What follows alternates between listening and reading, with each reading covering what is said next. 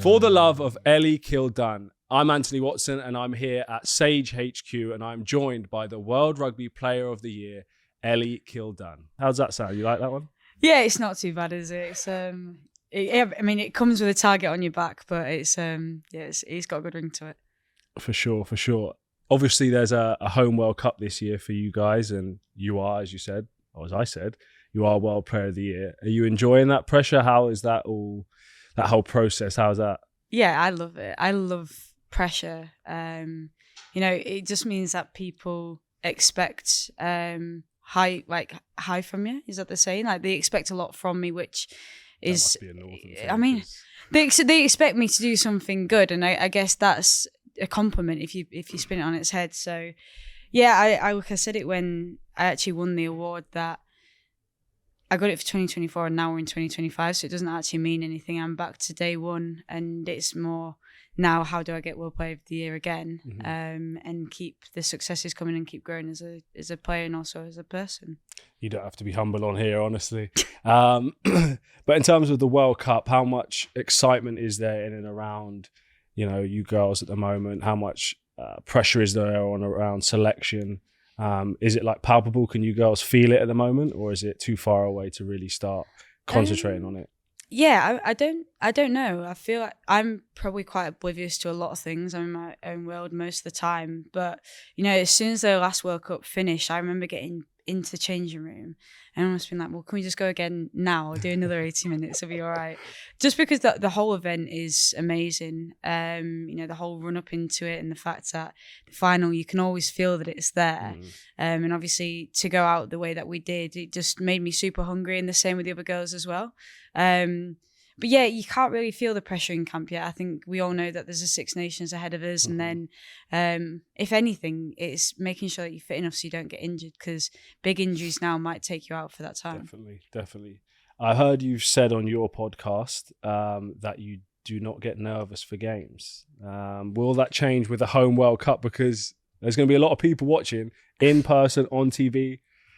Different kettle of fish. I hope not. To be fair, how I see it is that there's 6 other days to the week. Everyone comes to watch us on the one day.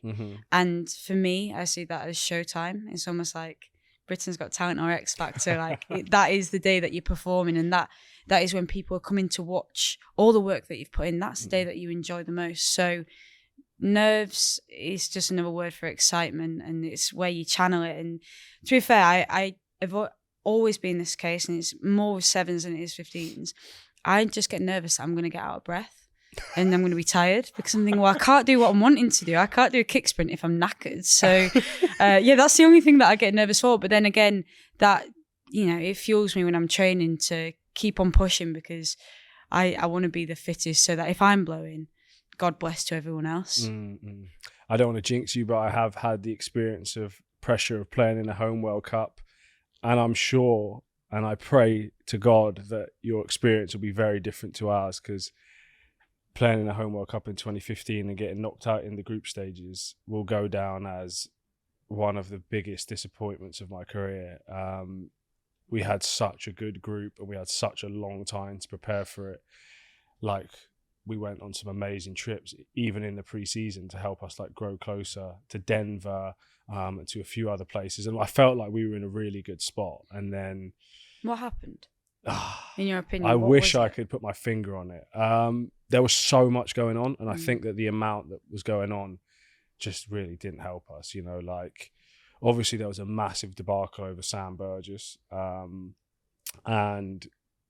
I think he was a good enough player to be there. Whether he'd proved enough beforehand, playing union, I just think that I'm not blaming it on him at all, because he was actually a really good player in the World Cup. But the whole media attention around that and hyper focus on that, amongst other stuff as well, just really didn't help the group just settle in to focus on rugby. And at that time, there was enough talk about England in a home World Cup. We didn't need anything more. Yeah.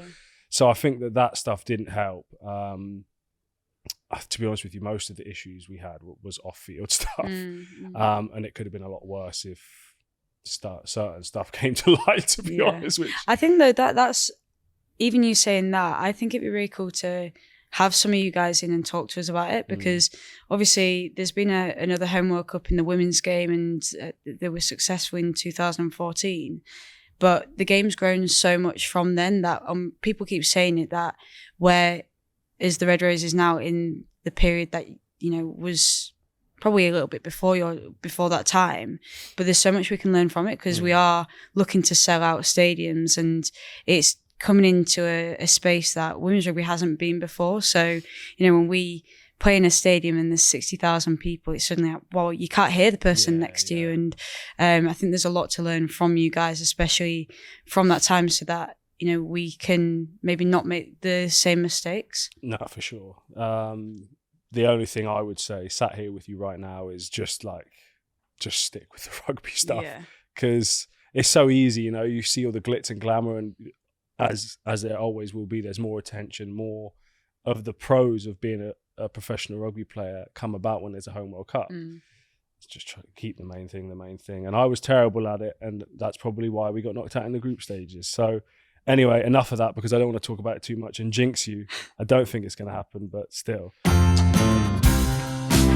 Unfortunately, we're sticking on the somber note for me. Hopefully yours will not be the same at all, but we want to talk about the World Cup final. Obviously, we've both lost in a World Cup final. What was your immediate reaction like to that, and how does it feel now looking back on it? I remember so clearly, like disbelief. Obviously we were in a position, for people that haven't seen it, we were in a position where potentially driving more what we were known for, one of our strongest points of our game. And I actually looked at the clock and said to myself, we've fucking done it. And then when I looked back, we didn't have the ball anymore. So yeah, there was probably disbelief, just dropped to my knees, and it was almost like, I was numb, but I was crying at the same time. I didn't really know how to feel. And then went back to the changing rooms. Like I said, I just wanted to start again. I was like, it's not fair. Can we just go again now?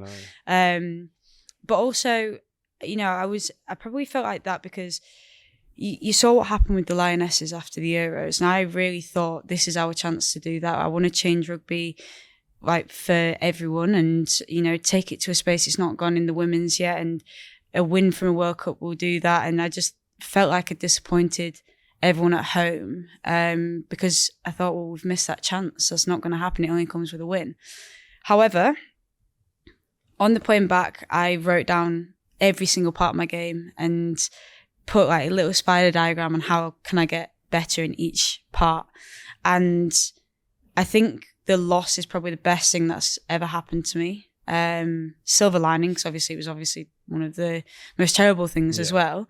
But putting it into perspective is probably the best thing that's happened to me, because it ignited a fuel that I already knew was burning, but I didn't really know how strong the flame was. It's like this stupid analogy, but it was along those lines. And then, had this fire in my belly to then just restart and to really go after things. And one point that really changed my perspective was we were traveling to the final of the Six Nations.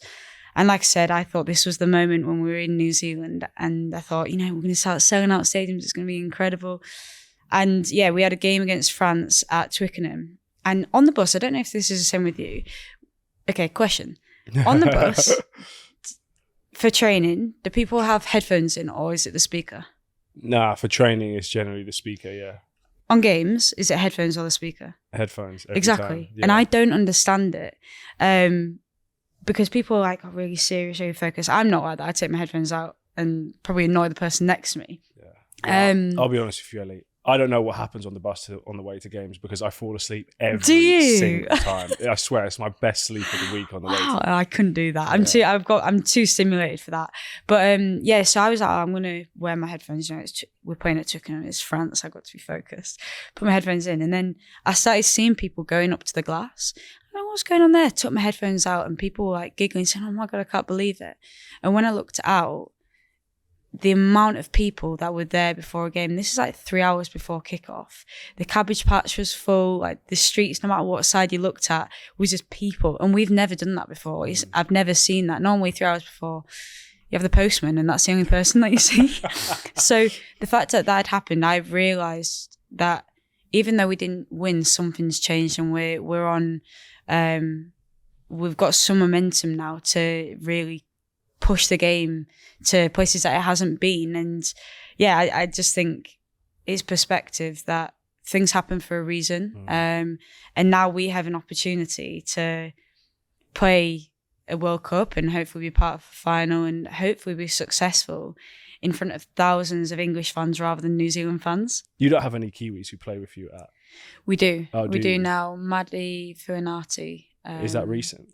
Yeah, she got capped last year, I think. Okay, cool. But yeah, she's we've played against. She's played against New Zealand now as well. Does she give you any stick about it then, or no? No. Well, you're fortunate in that circumstance, because when I came back from the 2019 World Cup, myself and Francois Lowe had conditioning to do, and we were both running up and down. I think I had a bit more meters to cover in the tempos than him, and we were just about finishing up, and then someone shouted over something to Francois about like him coming in second. And he's replied saying, well, I've got to let the English lads win something. And how soon after was this? Yeah, about 2.5 weeks later. Oh, so, really? Too early. Yeah. So I had Flo there at Bath, and then I was like, all right, I've escaped this, going to Leicester. Who do I change next to at Leicester? Andre Pollard. So I can never, ever forget it. And thankfully, now that I've retired, I don't have to surround myself with South Africans too much. But yeah, I mean, look, losing a World Cup final is an absolute nightmare. But flipping it on its head, like you've said, I think is a great mindset to have, and I think that will stand you in brilliant stead for a home World Cup. And you know, from the brief interactions we've had today, I know for a fact that you fly into it and you'll be in the perfect mental frame to deliver. So 100% you'll be ready. Yeah, thank you for that. Because like I said, we can learn a lot from you guys, and I think mindset's a big thing, and it's something that I definitely learned from last year. So yeah, I appreciate it. No, that's all good. You've said that you want to back up, obviously being World Player of the Year, with doing it again, and hopefully that will come with a home World Cup win as well. But where do you see the growth in your game? You know, if I look across the Sage Insights, they are nuts, and I'm very envious of these stats here. From the Six Nations 2024, 29 defenders beaten, first, 13 line breaks, first, and the second was 8. So that's 5 more line breaks. I know this might make you feel a bit uncomfortable, but I think it's worth the listeners understanding how good you actually are. 869 carry meters, first. The second was 586. That's 300 more meters. Jesus. And 9 tries. Tell you what it's first. giving me. What? How many passes has it got in that? Yeah, I mean, 47th. Listen, I'll be honest. If I was beating 29 defenders in a tournament, all the best trying to get the ball off me. It's not happening. 13 line breaks. Who's better having the ball, me or you? Just leave me. Just leave me to it. So, but seriously, how are you actually, like, what areas of your game are you looking to improve? Because those stats are ridiculous. If I'm honest, I think it's so easy to say it, and everyone always say you can get better in everything that you do. I'm obviously known as an attacking player, and defense is something that has always been a work on for me. And I definitely think that defense is a mindset thing, because, you know, if you're going to chop somebody, it doesn't matter how big they are. If they don't have their legs, they're going to fall over. So defense is definitely something that I'm working on, and that comes hand in hand with, you know, my gym. And the stronger I feel, the better mindset I'm going to have, and then that feeds into my nutrition. So yeah, there's that side of it, but also now more recently it's been about how tactically can I get into the game, because obviously teams might not kick against us and they're trying to get me out of the game. So when we played against France in the last Six Nations, I actually barely touched the ball. I didn't have any mud on me, and because they didn't kick to us. And with, you know, the back three that we've got, why would you? We've got incredible wingers and,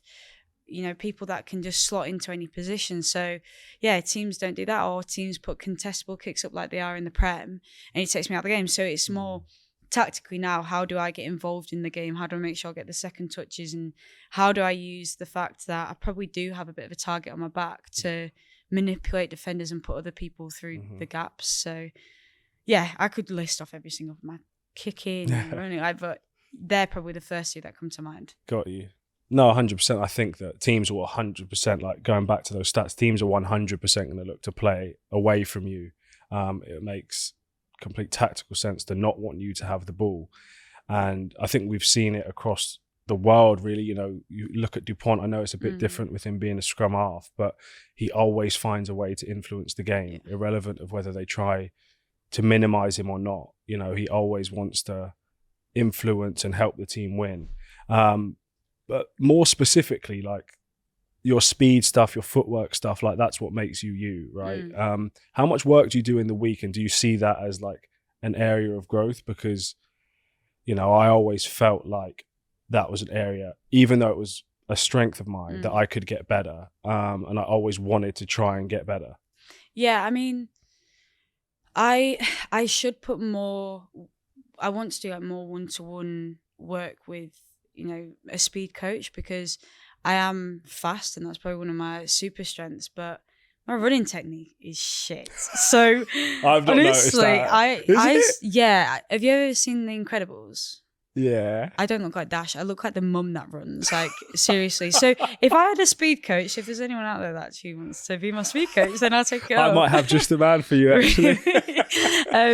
But yeah, that's something that I want to work on more, because, you know, as a back three player, that is what we're good at. And, you know, how forwards have a scrummaging coach, kickers have a kicking coach. I think there's more time in the week to be put into that. In terms of my footwork, that's instinct. I don't even know how to, I wouldn't, you know, like these, have you seen the videos of some of the like stepping schools in Japan? Yeah. I've seen them. Like, I really want to, because these kids can goose step. They can do. But there's that one kid who's like a wizard. Yeah. And I'm like, how does he know how to do that? He's about 7 years old. I know. Like, it's he's moving his body in a way that grown men can't do. So how is he doing it? And I think it'd be really interesting doing that. But I also think that, footwork it's instinct. And, you know, you're going off of a slight movement that you felt was right in the time. You'd know it yourself because your footwork is insane.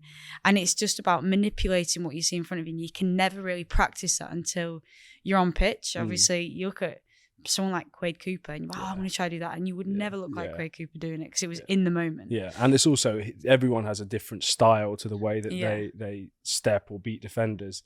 I think the one thing I would say with regards to like the footwork side of it is, and the speed, to be fair, the speed one, I would say, you know, I always thought that if you're fast, you're fast. That's it. And like the techers thing you were talking about, I was like, oh, someone can coach me the right techers. But when it really push comes to shove, I'm going to revert That's back why I used to say, what, you think if Portia Woodman's running after me, I'm just going to think, okay, high elbows or high thing and then drive my knee. I'm going to think, no, shit, I need to get away from this. As fast as possible. Yeah, 100%. But then I started working with someone, and the cues that you get from that, if you do them enough, it becomes, you know, instinct, and it just becomes a habit. And then when someone is chasing you down, you're going to think about, I don't know, hitting the ground as hard as possible. For sure. And you're going to move faster than you may have otherwise done. And then the footwork stuff, I always feel like the more you do of something in general, the better you're going to get. So whilst I 100% agree with you, footwork is so instinctive in the game. You don't think about, right, let me just try and push this here, push that there. But I think if you would do enough of it in training, like you were saying about how good your back three is at England, if you and Jess got together after every session with England and did one-on-ones, by the end of it, I think that you'd do stuff in game that you hadn't prepared for. I agree completely. And actually, I was thinking about it this weekend because I got a ball that was like a miss pass, and I was like, why did I step like that? Because did you see the try that can't remember his name, but it was Bath, and he literally put this hard step off of his left and then went through, ended up offloading it to someone. Can't remember his name. Bath against who? Do you remember? It was literally weekend just gone, so it was champs. I can't remember who they were playing. Oh, I know exactly. Kieran Donahue. Yeah. And I was literally watching that a second ago. Bloody hell, like, but he gets the ball running straight. And I learnt this from Sevens when I went back there for the Olympics. He got the ball running straight. So he always had the option to go both sides. Mm-hmm. Whereas when in the weekend, the one that I'm on about, the only way I could go was out because I started too narrow. So there wasn't much footwork I could do. And that's something that, you've got to start thinking of, like, footwork, yes, is, as it says on the tin, footwork, but also it can be heavily influenced through the ball that you get, how wide you set yourself, where a defender's being stood, and you've got the power to manipulate all of those things. 100%. I always thought about the footwork stuff as like putting someone where you want them, where they're vulnerable and you're going to make them look stupid. Yeah. And I've seen you do it time and time again.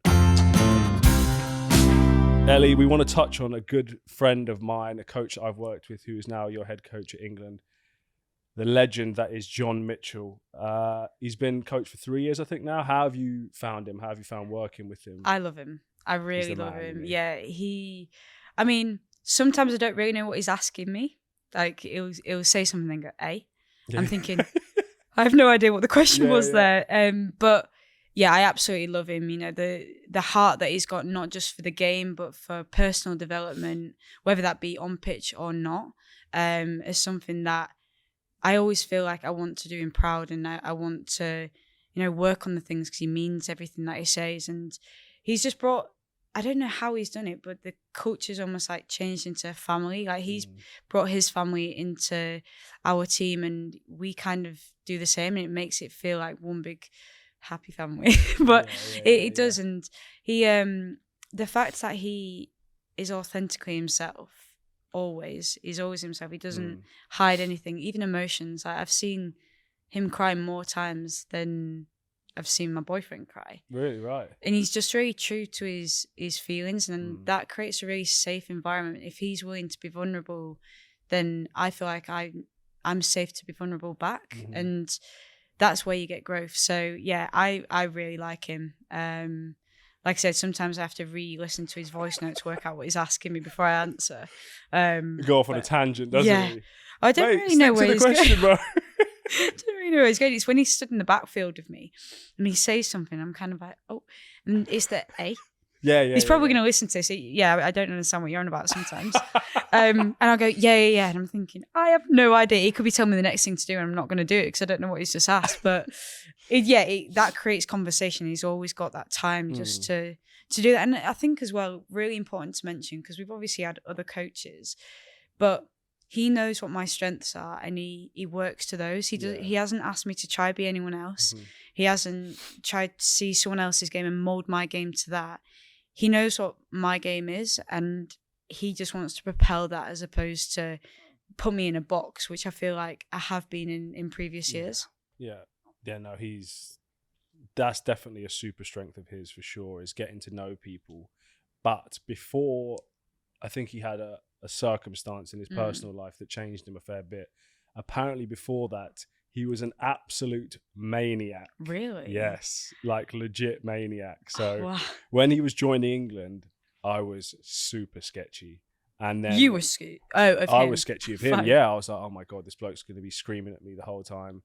And I was like, and the defense coach as well. You know what defense coaches are like with wingers. They're always the same. Yeah. So I was on edge. And anyway, this guy walked through the door and was just the biggest legend ever. Like, again, another one who would go out of his way to check how you're doing. And like you said, that makes such a big difference when coaches are actually caring beyond the player that's out there on the Saturday. Like, look at the person.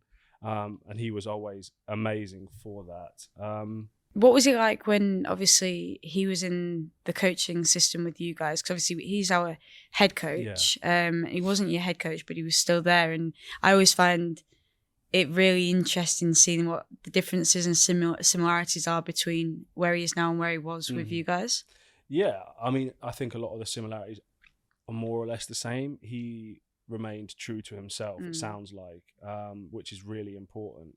You know, like I remember, I don't know if he still does this, but he used to come in with like set up meetings for the meetings, and he would always have like props and stuff everywhere. Like one time he got the analyst to dress up in an Italy shirt and Mitch came in charging in with a scrum hat. Yeah, we've had it. And smoked it. Yeah, we've had it. But it was so intense. Honestly, every time they do these meetings, I'm like ready because it's a show. Yeah. What's coming this week? And if there was nothing, I'd be like, oh. Yeah, let down. Come on, mate. Yeah, what do you figure out? Yeah, but I think he probably, he probably had to be a little bit different because also at the time Eddie was the boss. Yeah, and Eddie was all for a laugh and a joke, but at the same time, like there was a point where it was like, nah, mate, come on, you need to be serious here. But the culture itself, I don't know whether I was oblivious to this. A lot of the stuff that's since come out about Eddie and people's opinions, my opinion and Lenny's opinion is completely different. But again, you can only really reflect on your own experiences. And 100%. And Mitch, Eddie, we had Scott Wisemantle at the time, I'm pretty sure. Those three, I felt like harbored a culture that was really demanding. But, there's a fine line between a safe space or comfortable and demanding and exceeding demanding. I felt like we were on the sweet spot, and then some boys probably felt, it was beyond that because of how they were treated one-to-one potentially. So I really enjoyed that experience. I really enjoyed working with Wisey, Mitch, and obviously Eddie. But everyone has different experiences, so it's difficult to say. But Mitch's meetings, like he was absolutely insane. I'm sure one time he came in, and I don't know who we were playing. Maybe we were playing South Africa, and he came in with just like a raw ribeye steak. And he just took a massive bite of this steak and ate it. Yeah, the bloke was off his head. I don't want to give away too many things about what he's doing now, because obviously he's still our coach and we're still playing. But it doesn't surprise me, put it that way. That's what he did. But has his because obviously he was the coach at England. Does he do everything now? Actually, just out of interest. No, he does do still a lot of defence, but. Yeah, he does a lot of the defensive stuff, and the strategy going into things. And if we're going to get a harsh word, it's about not protecting your inside shoulder. Yeah, that's always the one. Yeah, it's always the one. Never leave that open. Yeah, I mean, I missed a tackle a couple of weekends back, and I was thinking he was inside shoulder. He's coming. He's coming for it. There's nothing worse, is there? Your phone's just like, just waiting. Yeah, no, I'm just waiting for the message. And I actually got a message from him the other day. I thought, this is it. But it was actually about, what am I prioritizing coming into the next few games? Nice. And going back to what we said almost, it's like he's wanting to check in as a person and as a player as well. And he is still crazy, but it's a good crazy, and we all love it. But even the skill set in that, he knows that like your defense is not what sets you apart from anyone else in the world. Like you can be a brilliant defender, and you are a brilliant defender, but you are the best in the world with ball in hand. So like sometimes it's just about. Probably why I play fullback, let's be honest. I wish I played fullback more. I don't like making those tackles either. When you're in a good defensive system, you don't actually make that good. It's beautiful, isn't it? I love it. You've made me laugh talking about Irking tackles, because there was one time we played against Australia in Australia. And do you remember the winger Naivoro? Yeah. 145 kilos. Anyway, it was about 60 minutes into the game. I'm knackered at this point, and I had JJ, like one of my best mates, inside me. And this guy gets the ball. And there was no one outside him. So he was categorically my man. And we never drifted in defence. What did I do? Drifted off. Did you? JJ He was fuming, and he's still fuming to this day. It's funny though, because the thing is, I went through that. And then I got this spell of being like, I love tackling. You know when you hit, because everyone's always surprised when I do it. Yeah. Like, oh, what hit? And I'm like, getting up, like, yeah. Like, cheering like. I did it. Yeah. I'm like looking in the coach's box like, that was me. And but I love that feeling. And when you stick a tackle, especially from a backfield, when it's like man on ball, it's a really good feeling. And I don't fear tackling. I think that's important to say, is I'm not scared of tackling. Some people, let's be obviously I prefer to have ball in hand, and I will be saying yours to a few people. But also in the backfield, I can't hide. So I'm just blessed with good defense systems in front of me currently that not many people get through. Stick with those defense systems. Why do you think I signed again for Quins? Because I've barely made any tackles this season. We've got to do the Sage Insights on your tackle stats now. 38% completion. I hope. No, it's not. Yeah. I hope it's not that as well, actually. It's probably not. Oh my Probably. God. Obviously, you guys have won 5 Six Nations in a row. So from the outsider's perspective, it might look like, you've got a World Cup at the end of the summer. Is it time to try a few things, rotate people potentially? Do you think that that's likely, or are you guys going to go balls out, try and make it 6 in a row? I think we're so blessed at the Red Roses that our depth is unbelievable. Even girls that are not in the current squad that have been playing in the Prem, everyone's putting their hands up. So even if you did rotate the squad, it wouldn't be like a rotated squad. It'd just be a different squad that you'd put out there. So yeah, I do assume that that's going to happen because we do have a World Cup ahead of us. But saying that, we could still be successful with a rotating squad throughout the whole Six Nations. And that's probably a challenge that we have on ourselves, that there's no difference between what you would deem as a starter. We're never in that position that what the starters are, because it is a competition all the time. But we're also aware that, you look at the teams that are in the Six Nations, and year in, year out, the development is absolutely crazy. And you can't look at last year's games as the analysis piece, because by the next year, it's a completely different side. Take the likes of Ireland. Yeah. When we played them in the Six Nations, it was heavily on our side. I wasn't going to say smashed them, but... You could say you smashed them. What was the score? I can't even remember. People just say, when you smashed Ireland. I'm like, yeah. Okay, well, then you smashed Ireland. It was a lot of try. There was a lot of try. I told you, you don't have to keep it humble on here, Ellie. Let's just be real. I just said people think I'm arrogant for waving, and I'm like, we smashed them. But then they played New Zealand in WXV and beat New Zealand, which obviously everyone's like, what the hell has gone on there? Yeah. And Ireland's development is insane. They've got new coaches, our ex England backs coach, and it's squads like that you've got to keep your eye out for. And we play with a lot of players in the Prem, whether that be Welsh or Scottish or Italian. I don't think we've got many French. I haven't met many French that play over here, because they've got quite a good Prem in France as well. Right. So we probably will rotate the squad. I don't actually know. In all honesty, I have no idea. It'd probably be a good opportunity to do so, but we still, of course, we want to win. Why would you go into a tournament not wanting to win and just trying to, everyone get involved? No one does that. No. Sorry, maybe I framed the question wrong. Do you think that a driver will be, for the Six Nations, will be to make it 6 in a row? Or do you think a driver will be, right, let's get our performances to where we expect them to go into the World Cup? I think they work hard, like hand in hand. We talk about Everest a lot, and it's one of Mitch's analogies that is used since he came in. And Everest, the pinnacle, is the World Cup, and you can't climb Everest. So we've had someone in that had actually climbed Everest and was telling us, look, if you climb to the top, you're going to die if you don't stop at base camps.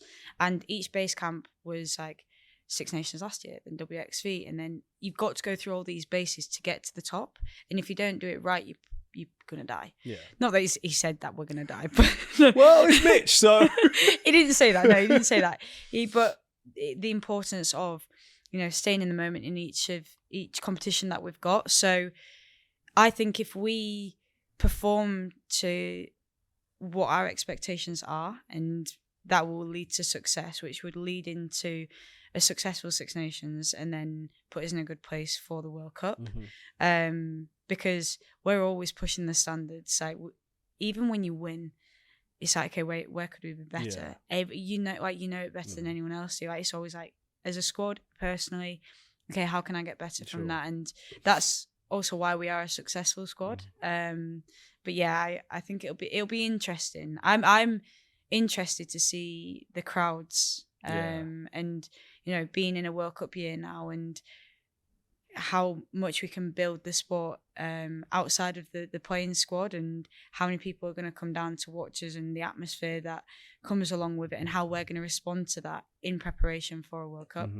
Yeah, well, we were talking earlier. I think that the women's game is actually trailblazing a lot of really cool stuff. Like, we were talking earlier about the Bristol team wearing whatever they wanted to the game. Yeah. Like, I love stuff like that. I think it's so important. I think you guys have an unbelievable opportunity to kind of, I guess, influence it and get the men's team to really, get their stuff together on entertainment, because it is the entertainment. It's about storytelling, right? It's exactly. Like, if I'm a strong believer, if you can tell a story, whatever that may be, you're going to influence every room that you go in. You're going to inspire more rooms than you can ever imagine. Mm-hmm. And it's because people really believe in what you do. If I can story tell through like sitting here and talking to you and people watching it wherever they're watching it, listening to wherever they're listening to it, then the next time I play, you've got a little bit of insight on me and how I'm playing the game. So you might then want to come to a game.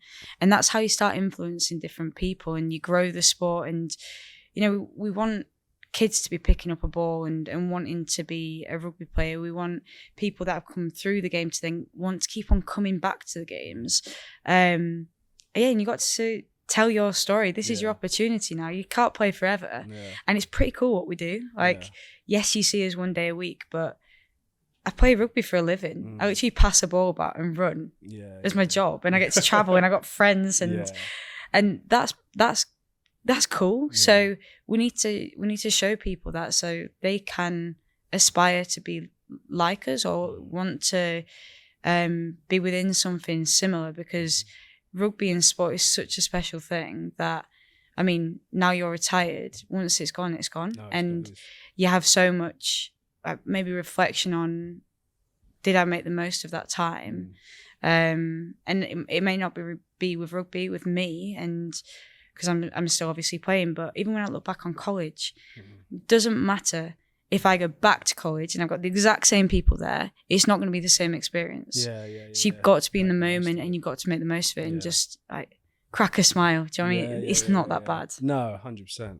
I think genuinely, and I mean this from the bottom of my heart, I think what you're doing especially is really inspiring, not just from someone who's been in the game and is now outside the game. I think the way that you handle yourself is really authentic, and I think that is inspiring, not just for me as someone who's been in the game, but for young rugby players of both genders who are coming through. I think you are a real shining light for how to conduct yourself, both in interviews like this and then with your social media, and most importantly on the pitch. Now, I know your hair is really important to you.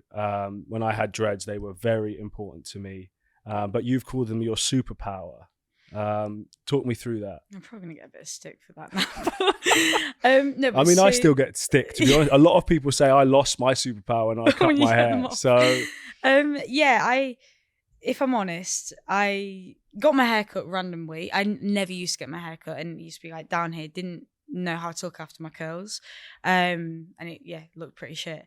And then one day I was like, you know what, I'm just gonna cut it. I need a reset. And I don't know, there was something about it that almost like changed my mindset when I'm playing rugby. I said it earlier, obviously I've got this thing about how can you ooze a confidence and an aura that beats the person in front of you before you even touch the ball, before you even tackle them. And there was something always around like being big and like making sure I'm taller than them. Yeah. But then when I got to senior rugby, that was no longer the case. So I had to grow my hair out. No, but it's just become something that when I'm running and it's like flying back, I feel like I'm running 1,000,000 miles an hour. When I step and it flings one way, I think, oh, I've sold them. I might not have sold them, I'm just stood there shaking my hair. But also, tell you what it is, the tackles. If I make, like I said before, like I used to think tackling's a weak part of my game. Mm-hmm. If I make a tackle and all my hair flings forward, I think it's Courtney Law's hair. In my head, I'm thinking, yeah, I'm going to do that again. I watch it back and I'm just like soaking them up. But it was a soak tackle. Yeah, it was a soak tackle. I did just speed bump them actually. But and I don't know. Rugby is such as well as being a physical sport, it's all up here, and that's half of it is the confidence that you've got up here. And I've really found that with a lot of my like parts of my game. But yeah, I've just found this way with my hair, and it looks cool. If you don't know me for like my name or the way that I play rugby, I'm just the one with the curly hair. It doesn't. I'll tell you when it doesn't work on your favour is when you get smoked. Yeah. And I noticed that because it looks like you get flicked every time. Yeah. No, I watched one in the week and I was, oh, God, that looks bad. Nah, it was my hair. It was fine. I got up. It's fine. Tell you when it doesn't work, when it rains. Oh, yeah. Because this has happened once, and this was when we played Scotland. It was beautiful today, and I thought, good hair day. This is going to be a really good hair day. Got my product in. I was like, oh, it's looking great. And then we went out for the anthems, and I kid you not, it was like the heavens just opened up.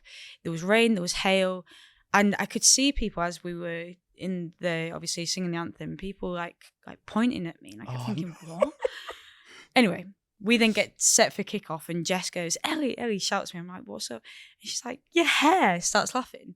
I then scrape it back. In my head, I look like Angelina Jolie. She just come out of the shower. She slipped back. I thought, yeah, that's right, I'm rocking it. And then I looked up at the big screen. I did not look like her. How humbling that experience was. I was like, oh my God, that looks terrible. And yeah, I had to play the whole half with, like, honestly, like a drowned rat. He's like down in my face and trying to whip it back. The whole, isn't it? Yeah, it was. What about a scrum hat? You should have just gone with the scrum hat at that point. To be fair, that would have helped me out more, if I'm honest, because the girls have not lived that down. But yeah, it's I just think, you've got to find that thing that just makes you tick. It used to be shoulder pads until someone said that I looked like I'd been rummaging around Johnny Sexton's cloakroom. Took them off then.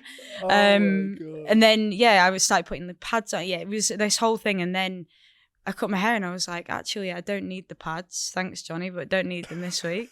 And yeah, it just gave me confidence. And also, I'm not faffing around with plaits either. So yeah, I hear you. It's strange, but I think everyone's got these little things that make them tick. And yeah, I love my hair. So it's I wouldn't say it's my superpower. I think there's probably other things that help me a little bit more. But yeah, it does look like I do big hits, and it also does look like I get smashed. Yeah. Well, I think I can speak on behalf of everyone and say thanks so much for coming on today.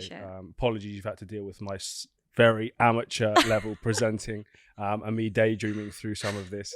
But you've been amazing, and genuinely you are an inspiration to everyone in rugby. So continue being you, and good luck with everything coming up. Appreciate it. Thank you. We've got so much planned for the upcoming Six Nations, so make sure you're subscribed to For the Love of Rugby on YouTube and wherever you get your podcasts. And another massive thank you to Sage for all of their insights, providing all of Ellie's unreal stats. We appreciate you guys.